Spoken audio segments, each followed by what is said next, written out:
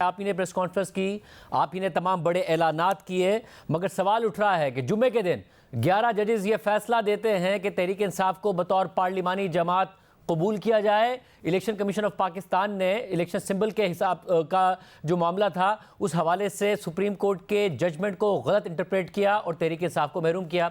उसके 3 दिन बाद पहला वर्किंग डे आज हुकूमत फैसला करती है कि तहरीक इंसाफ पर पाबंदी लगानी है। ये आपने क्या सुप्रीम कोर्ट के जजेस को जवाब दिया? नहीं, देखिए, सुप्रीम कोर्ट के एहतराम में हमने रिव्यू फाइल आज कर दिया है उसी ऑर्डर के खिलाफ, उस इंटरिम ऑर्डर के खिलाफ जो आया था, जो शॉर्ट ऑर्डर आया था, और मैंने बतौर डिप्टी सेक्रेटरी जनरल अपनी जमात के वकालतनामे पे साइन किए हैं और हमारा रिव्यू दाखिल हो गया है। हम ये समझते हैं और ये हमारा राइट है रिव्यू दायर करने का कि सुप्रीम कोर्ट के उस फैसले में कानूनी सुकम मौजूद है, लीगल शॉर्टकमिंग्स हैं, उसमें आइन और कानून को पूरी तरह इंटरप्रेट ना किया गया है, ना सही तरीके से चीज़ों को देखा गया है। एक सियासी जमात को जो फ़ायदा मिला है और जो तासुर है कि क्लॉक को वापस टर्न करके उनको एक मकाम पे लाके खड़ा कर दिया गया है और ऐसा रिलीफ दिया गया है जो शायद उन्होंने मांगा भी नहीं था और जिसका दरख्वास्त में जिक्र नहीं था। उनके 80 MNAs और सो उन्होंने असेंबली में ये कागज़ जमा कराए कि हम SIC के मेंबर हैं, सुन्नी इत्तेहाद काउंसिल के मेंबर हैं, तहरीक इंसाफ पार्टी नहीं है, 80 मेंबर्स का एफिडेविट मौजूद नहीं है, वो अदालत के सामने मौजूद नहीं है। तो हमारे जो मेंबरान थे रिजर्व सीट्स पे माइनॉरिटीज़ की खवातीन जो थीं, उन्होंने ये बेहतर समझा कि इसका रिव्यू फाइल किया जाए। तो पार्टी से मशावरत के बाद उस फैसले को हमने चैलेंज किया है और रिव्यू दायर किया है और हम समझते हैं कि ये एक नाइंसाफ़ी हुई है जिसका तदारक ज़रूरी है और ये अब कोर्ट की मर्जी है, मगर हम उसमें कानूनी जो सुकम है उसको पॉइंट आउट करेंगे, लीगल शॉर्टकमिंग्स को आइडेंटिफाई करेंगे और ये बात कोर्ट के सामने रखेंगे कि ये इतना रिलीफ मुमकिन नहीं था जितना दिया गया है। डॉक्टर साहब, मगर अब ज़ाहिर ये अब अदालत में आपने रिव्यू फाइल किया और 13 में से 11 जजेस का हालांकि ये फैसला था। जब आप ये कहते हैं कि तहरीक इंसाफ तो थी भी नहीं वहाँ पर, मगर चीफ जस्टिस काजी फाइसा समेत मुस्तकबिल के चीफ जस्टिस मंसूर अली शाह, मुस्तकबिल के चीफ जस्टिस याया आफरीदी, मुस्तकबिल के चीफ जस्टिस मुनीब अख्तर, उन सबका यही फैसला है कि उनको बतौर पार्टी रिकॉग्नाइज किया जाए। इंटरप्रिटेशन गलत की थी इलेक्शन कमीशन ऑफ पाकिस्तान ने, बट पूरे वीकेंड पर शदीद तनकीद आपकी जमात की तरफ से की गई है जजेस पर।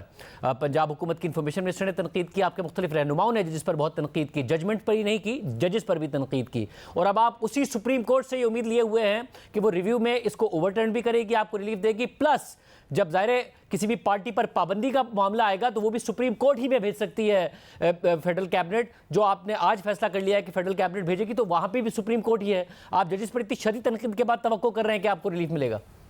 देखिए, एक तो हमने फैसले पे तनकीद की और ये हमारा राइट था कि उसकी लीगल शॉर्टकमिंग्स को और जो तासुर कायम हुआ है उस हवाले से ज़रूर बलकुशाई की जाए, उस पर कमेंट किया जाए। मगर मैं ये समझता हूँ कि इसका कतन ये मतलब नहीं है कि हमारे बाकी मामलात को मेरिट पे नहीं देखा जाएगा। अब मुझे ये बताइए कि ये कहना कि किसी पॉलिटिकल पार्टी के बारे में कि वो एक रियलिटी है, ऑनरेबल लॉर्डशिप्स के पास कौन सा ऐसा पैमाना मौजूद है जिसके मुताबिक वो पॉलिटिकल पार्टीज को जांचते हैं कि कौन रियलिटी है कौन नहीं है? वो जो स्केल्स ऑफ जस्टिस होते हैं वो जिस खातून के हाथ में होते हैं वो ब्लाइंड फोल्डेड होती है और इसी वजह से होती है कि वो जो एक्सटर्नल फैक्टर्स हैं, जो एक्सटर्नल इन्फ्लुएंस है उससे बिल्कुल पाक होती है। तो ये कहाँ से जांच लिया गया कि जी पॉलिटिकल रियलिटी को हम रिकॉग्नाइज कर रहे हैं और इसलिए ये फैसला देने जा रहे हैं?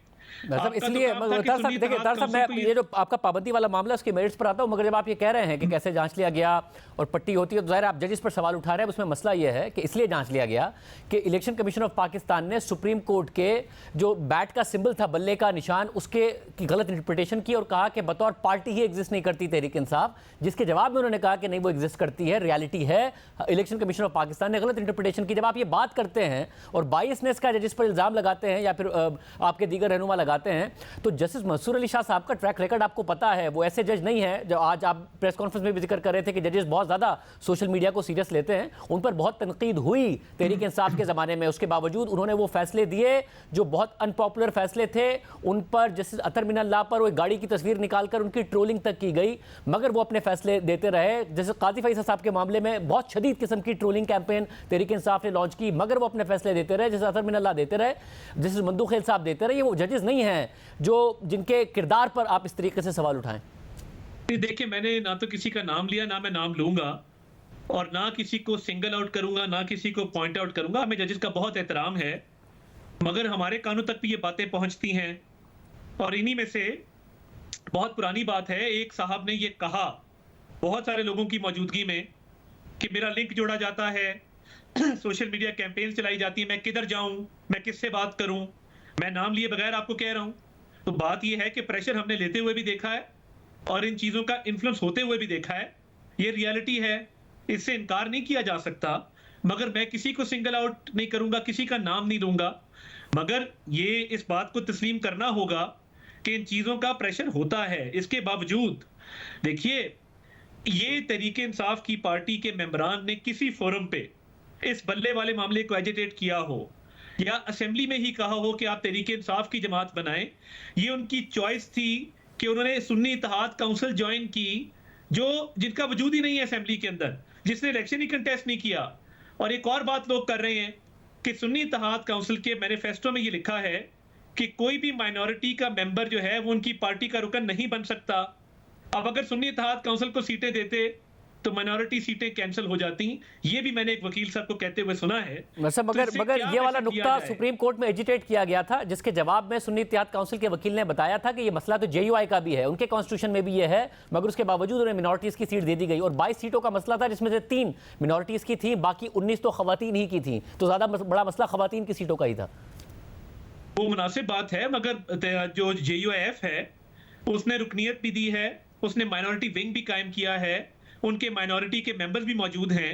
इनके पास तो माइनॉरिटीज की इनरोलमेंट ही नहीं है, ना मेंबर्स है ना माइनॉरिटी विंग है, जिस तरह हर पार्टी का होता है। तो वो इनको सीटों का लॉस तो इन एनी केस होना था। मगर हैविंग सेड दैट, एक ऐसा रिलीफ जिसके अंदर बिन मांगे कुछ दिया गया हो, तहरीके इंसाफ की पिटीशन होती, कोई सीएमए फाइल कर देते, रिलीफ मांग लेते, वो मिल जाता। मगर एक ही एप्लीकेशन में जो लोग कह रहे हैं वन स्टॉप शॉप सोल्यूशन जो है वो समझ से बाहर है। क्या वो आइन के मुताबिक है? क्या इलेक्शन एक्ट 2017 के मुताबिक है? क्या इंट्रा पार्टी इलेक्शन अब कोई पार्टी ना कराए और उसके बाद उसको एजिटेट भी ना करे, उसके मेंबर्स पार्टी रुकनीत भी ना लिखें और उसके बाद उनको पार्टी में खड़ा कर दिया जाए? तो ये किस किस्म का इंसाफ है और कहां का इंसाफ है?